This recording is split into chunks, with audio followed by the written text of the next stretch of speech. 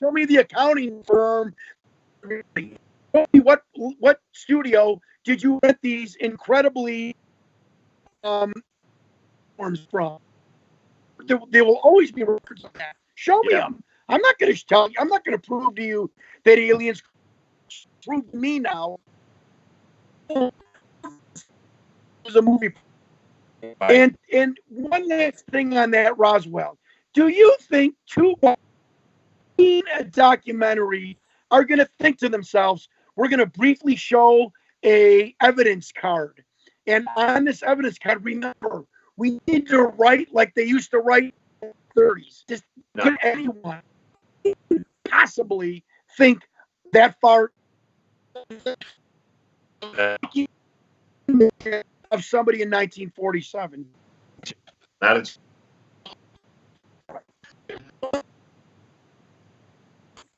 right. So again, forget about everything. We've got film footage of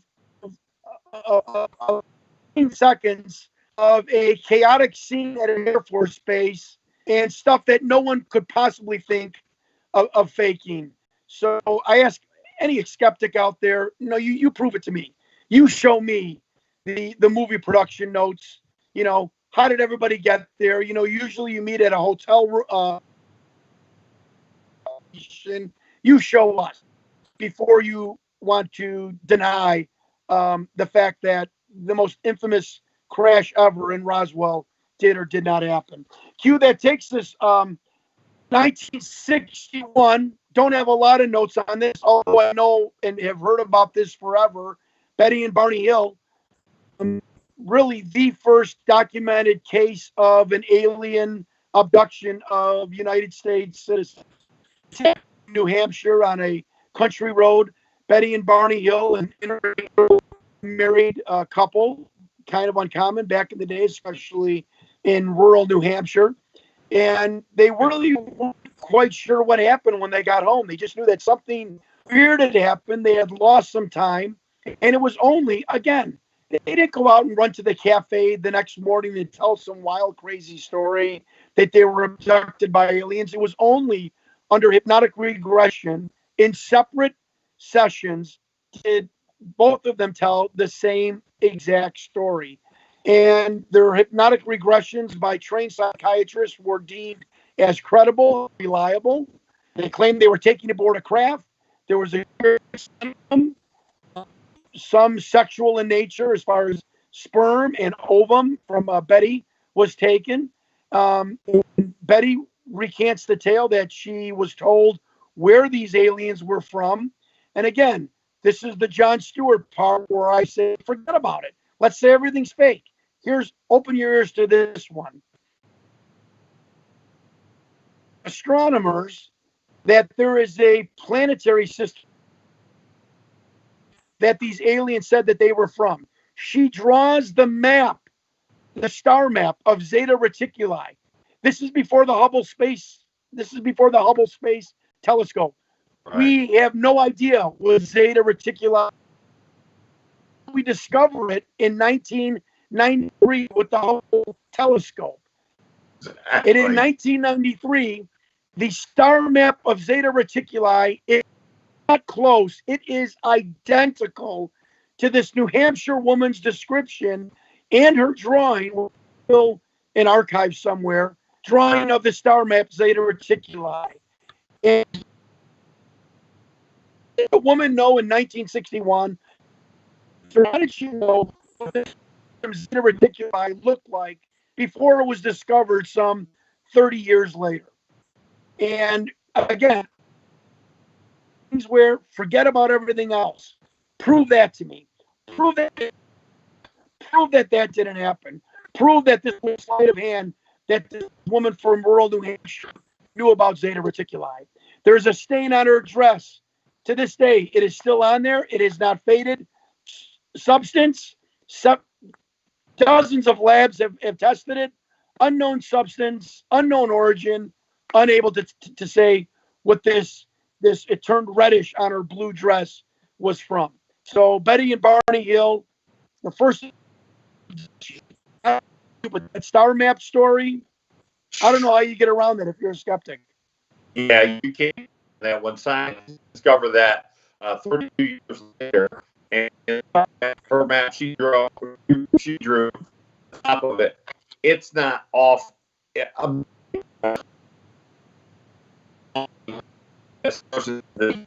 knows that's unequivocal fact. Verify that. It's undeniable. It's irrefutable. This happened, and there's no the fact that there are aliens and there are alien abductions, and there are more and more and more. And we get into the Alaska Triangle a few weeks ago, folks. You're going to hear about all that. Yeah, I am so glad, Q, that you backed me up on the it is not closed. It is star that jets out from the left of the star system itself, and there's an arc, sits up a little lower, so there's an arc. Arc is the same arc. It's the same length that she drew, and what the star system is. It's incredible. It's to me, it's completely irrefutable and evidence and backs up their story. We have been and being visited. Q, I wanted to talk about the MJ12 documents real briefly. I don't know if you know much about them. It is a set of documents that were photographs sent to a producer. They are basically that the government Truman put together a panel of 12 of the most scientific military in America back in the 40s, the Roswell incident. And they were known as District 12, and they were brought together to what would you describe? Disseminate, to figure out how to deal with this, what to do with this, what not. I've looked at the documents. Some people say they're fake. I can't see anyone sitting down on an old Corona typewriter belting out these. Just to me, are just so government laced, military laced. If you want to talk about it for a few minutes here. Well, there was a certain way that they typed back then, the military typed, and it was in a format typed back in the day too. The reports. Oh, right. Thank you.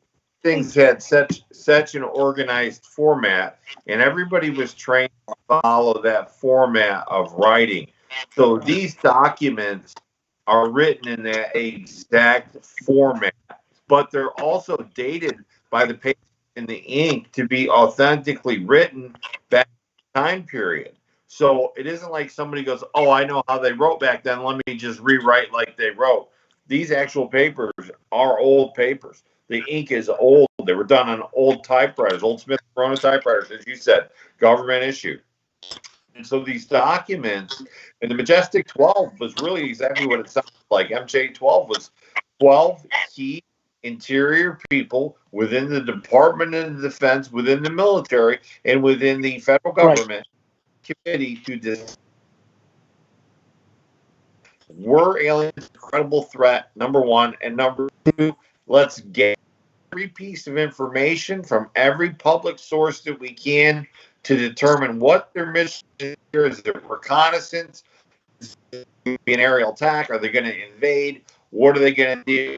And they took it very seriously back then. I mean, Project Blue Book both took it extremely serious. Now, these studies did it for 9 years or 10 years, and they said that there was nothing credible that they found. Well, you don't do a study for 10 years and then say it's not credible. You do a study for a year or two and say, okay, this isn't worth the time or the paper it's printed on. You don't do it for 10 years. And then you don't switch the name again. Now, and again, first it's Science, then it's Majestic 12, then it's Project Blue Book. So this, and now recently it's been 8. You have programs going back 50 or 60 years in the federal government where they just changed the name and put a few new people into it to keep it covert and to give it to contractors. So it isn't isn't privy to the Freedom of Information Act. Doing this has been going on since the early 40s, and they've been looking and on our planet the effects of it. They monitor BM missiles, taking them offline, putting them back online. So it wouldn't surprise me someday, John, to find out that the federal government has to deal with them. It really wouldn't. Really, really that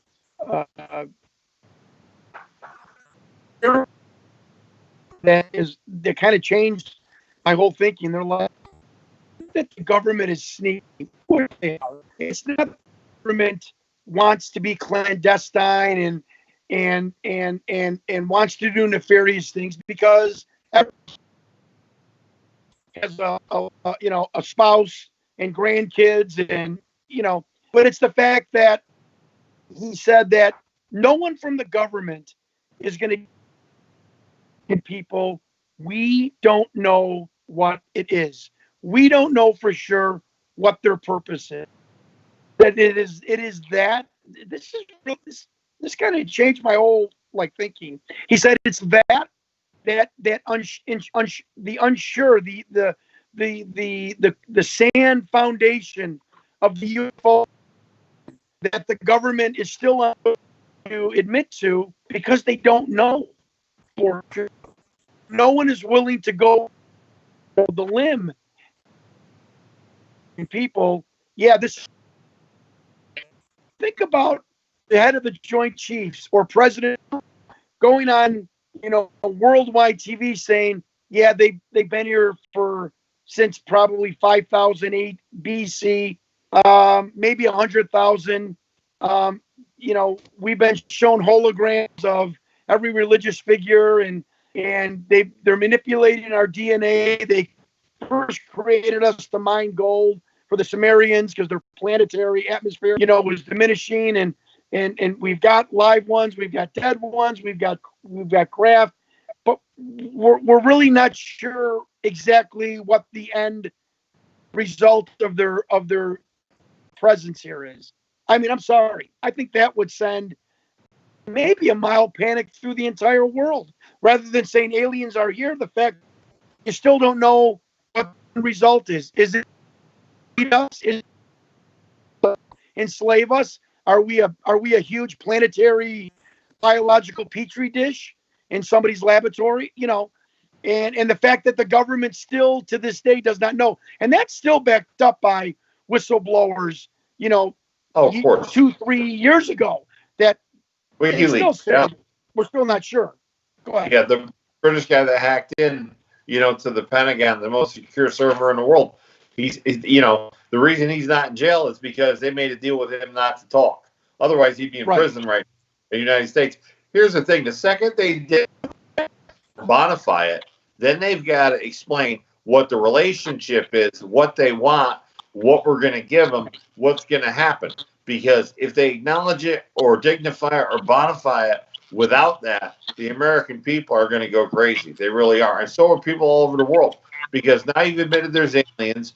We don't know what they're here for. Everybody's going to start digging bunkers, hunkering down, buying ammunition, locking themselves down, storing food, and everything else for the big alien attack. Because if you're going to tell me they're here, you better tell me what their plan is or what our relationship is with them. Don't just tell me they're here. So the government sweeps it on. But then you got the Tic Tac video. So, and the Tic Tac video was filmed where? 2004, USS Nimitz fleet battle group that had a nuclear-powered sub and a nuclear-powered aircraft carrier. The aliens show up again. Crazy. Every time there's something nuclear, here they. Yeah, I heard an interesting thing about the TikTok video. Some people are claiming that the object in the second video, flying at 270 miles an hour, was a bird. then now you get an expert who's on the Joe Rogan podcast and said the object is 61 degrees. that below any mammal or any any bird's, heat signature. That a bird at 61 degrees is basically a flying dead carcass. So they are totally disproven. An animal, it was an object. It spins in the air while it's going 240 miles per hour. Unbelievable. Government forced really that retired military person, whistleblower, demanded that they released it. And I don't know. Are we getting closer to some? Hugh, we're running a little bit out of time. I just want to go over a couple of other things that again, you're the skeptics. You prove it to us. Bob Lazar, the famous, where Bob Lazar came out and said he worked at Area. We're not going to go into a story. Two things. Bob Lazar in 1990 about an area SM4. Bob Lazar back in 90 talked about element 115. It was a theoretical element that every scientist in the world said we're never going to be able to make. We'll never be able to. There is no such thing as element 115. 30 years later, Bob Lazar, everything about Bob Lazar's story, from area was in the secret facility, to him working extraterrestrial craft, and now what has been proven? What is the United States created? Our scientists 2 years ago, we created in small quantities element 115, a very dense element with a huge energy ability, despite it's small, which is Bob Lazar says why the aliens use this in their craft. And S4, a special area 51. Again, it wasn't until 15 years ago that the government threw a lawsuit against the United States government. Bill Clinton was the president. That they admitted, oh yes, there is an area south of Area 51 called S4. Either Bob Lazar is telling the truth, or he is a government plant, helping to desensitize us to the alien phenomenon. But Q, I don't know about you, but to this date, I've been following Bob Lazar since 1980. Yes. There is not one part of his story that has ever been proven false. Interesting. They, and I say they, I mean the federal government or a contractor, when they went to the next job Bob Lazar applied for, they went to verify his disappeared, like he didn't exist, like he didn't go to college, he didn't graduate, but the government hired him to work on a top secret project, right? And his house was busted less than 2 years ago. His business and his house with a search warrant to search it up and down, because they think that he's the original piece of element 5 from the crash. So they continue to harass him. The government continues to not leave him alone. They raid repeatedly on his business and his house for ridiculous reasons. I mean, they said that there was a customer that received the product that they didn't order, that was a controlled product, but yet you have the U.S. Marshals, you have the FBI, you have the NSA, you have the local police, you have the federal, you have every branch of law enforcement in the country do a multi-unit raid on a guy who has one employee in a business that has less than $250,000 worth of sales a year, and you go and you raid and search his house and his business every few years as a general practice. Come on, where's his Fourth Amendment right against illegal search? And it was like 6 or 7 years ago. He produces a W-2 pay stub. Who's it from? Who did Bill Clinton ran Area 51 during that lawsuit? Department of the Navy. And then this just came out maybe about a year ago with the new Bob Lazar documentary. They go to one of the headhunters. The government has 3 or 4 headhunting companies that hire these scientists, propulsion scientists especially, to work for these black projects. I believe the company is called McNeely and Associates. I could be totally botching that name. It's a headhunting company. They call up the company and they're like, oh, they really about the Bob Lazar story in depth like we do. And they said, no, we have a record of Bob Lazar in 1988. We mediated his hiring for the Department of Navy. And then they said they mediated his hiring for Los Alamos Laboratories. I mean, it's like, you can't, nothing with this story. There's no tease. There's no holes in this story. In Q1, one last thing about the Area 51. Very quickly, because I'm of the research that I did. I was focusing just capacity was awesome product for 800 whistleblowers to date on video exposing every kind of corruption with the government. And I did some research before that interview.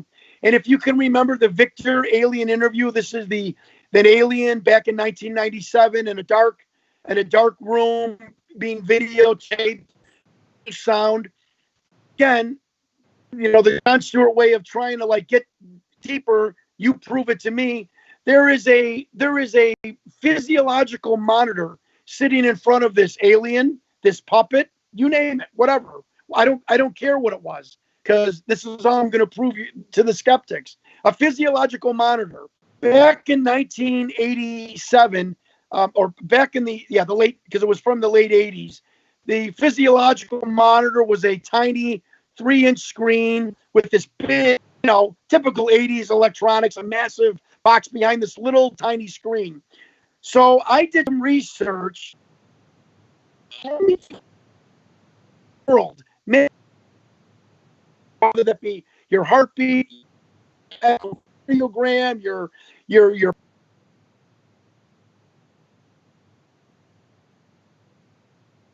spent a day found out that there's only 2 companies that made it back in the 80s. Labs, which made physiological monitors for the Apollo mission and for NASA, and a company we all know called Hewlett-Packard. I actually called both companies and I said, let me talk to an old crony, a guy that's been there for 20, 30, 40 years. Found one at Hewlett-Packard, described this. It's a pane of glass with 2 brackets holding it up and a wire coming out. The blip did not go horizontal. It went vertically up and down. He said, Mr. Stewart, I don't know anything that was produced back then. It couldn't have been produced back then because I'm the only guy with the only company that was doing it. We never made anything like that. To this day, there is nothing in my knowledge, 40 years of monitor, that anything. And he said something. He said, it must be a one-off. Some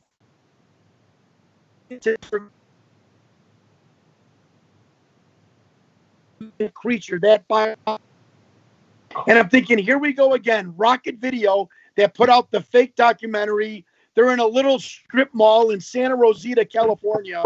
You mean to tell me that, again, Jack Stewart, these 2 knuckle nudgenicks have decided to create a physical monitor no one could create ever before and hasn't created since. So, right. I was pretty proud that I did the research and legwork on that. And again, it's like, you prove it to me. You that it's fake. We do want to remind everybody that we may not continue to be doing Facebook Lives, but we're always going to be on our YouTube channel.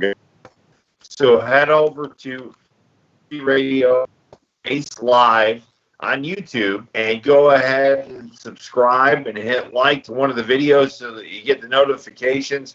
We may be on Facebook for the next 10 years. We may be on Facebook for the next 10 weeks. We may not be on Facebook next week. We don't know. It depends on what Facebook thinks and what we do. So they're getting a little picky, as a lot of guys know, are getting 30-day suspensions from everything. So, but we'll always be on YouTube, folks. It's going to be Triple T Radio, Space Live, all caps. And come on over to YouTube and hit like and subscribe. You've been so great part series. We can have a wrap up show and just shoot the crap next week. But can you give us a Jerry Springer wrap up and wrap up and give our viewers your final conclusion and final talk on the whole UFO alien phenomenon, please, and take us out of the show. Sure. We've looked at ancient civilizations like Pumapunku, like Göbekli Tepe, like Chichen Itza, like the Great Pyramids of Giza. We've looked at these structures, the great structures along the shore, and one of the things that we have noticed from a scientific standpoint is all of these structures involve the movement of stones. I'm talking about 5,000 pounds. And the Great Pyramid alone has over 2,100,000 5,000-pound perfectly cut stones that were quarried 20 miles away, but somehow got there. So, folks, what I want you to think about is everything that we've proved to is these ancient civilizations could be built today with modern technology, modern tools, heavy equipment, but they would be difficult to build today with what we have available. And this is from architectural engineers, design engineers, and heavy equipment operators. So you tell me how these things were built 2, 3, 4, 5, 6, 7,000 years ago. Göbekli Tepe's been declared that it's at least 12,000 years old, according to upright for 10,000 years. So I don't know how we built that one. But what we've done here is we've given you enough evidence to review, go and search, and you can find that what we're saying is the truth. They had some help. You've also heard the Bob Lazar story. Look, things up there. You can call them aerial phenomena. You can call them UFOs. You can call them, but we are not alone here. We've never been alone here. We've always had help and assistance from them, and that's just the government. But you know what? They're never. They're going to tell you their truth. They're never going to tell you. Truth is always. Guys, check in with us next week. We hope you live on Facebook, definitely on YouTube. Catch us at 8 o'clock Eastern, 7 o'clock Central Time, 9 p.m. Atlantic Time if you're up there in Canada. And join us again next week at the same time. For my partner, John Stewart, the best producer in podcasting and YouTube and Facebook Live, Mr. Nick London. Guys, thanks for tuning in, and we'll catch y'all next week at the same time. Have a great week, everybody.